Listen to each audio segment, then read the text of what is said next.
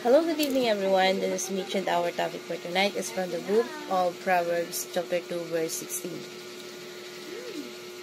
Sabi dito, so you will be delivered from the forbidden woman, from the adulteress with her smooth words. Sa Tagalog version po ay ilalayo ka ng karunungan sa masamang babaeng gusto umakit sa iyo sa pamamagitan ng kanyang matatamis na salita.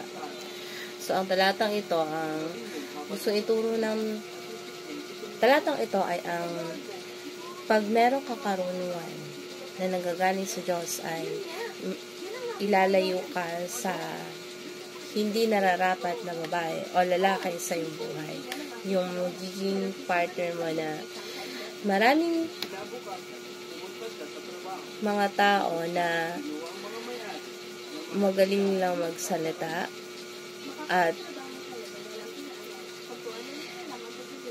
pwedeng sabihin yung mga magagandang bagay sa'yo at yung mga mabubulaklak na salita pero yung totoo hindi sila nagki-care or hindi nila bukal sa loob yung sinasabi nila. Kadalasan yung mga nagsasabi na magagandang papuri ay yun yung mga tao na hindi totoo yung hinahangad nila sa'yo.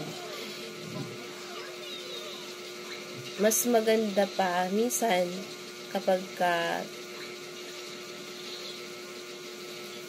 yung tao or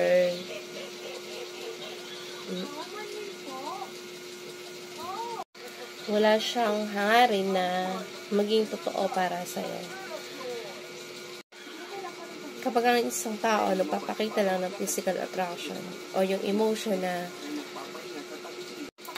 for amusement purposes lang at wala siyang intensyon na maayos at hindi kanya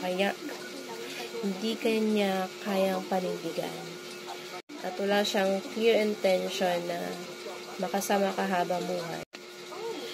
Someone who flirts and makes you always feel right and good about yourself.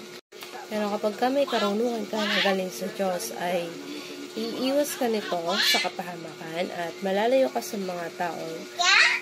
Ang intention lang ay mabababaw at hindi ka talaga niya kayang makasama or hindi ka niya kayang protektahan habang buhay. Pwede siya maging danger sa'yo, sa pamilya mo, at sa lahat ng mga minamahal mo. So, dahil kahit sino pwedeng mahulog sa temptation.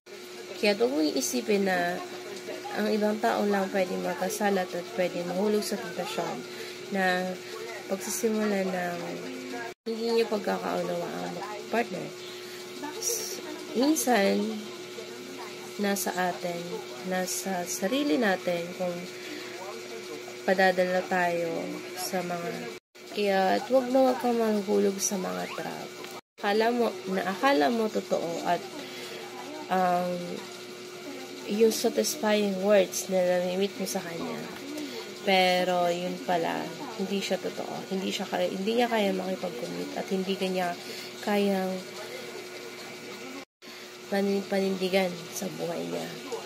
So, ang pinaka-the best, seek God's wisdom and by grace God, live accordingly. Kung may karunungan kaya nanggagaling sa Diyos, kaya mo magkapag-desisyon ng tama at pumili ng tao na makakasama mo. Lalo na kung ito'y kalooban ng Diyos.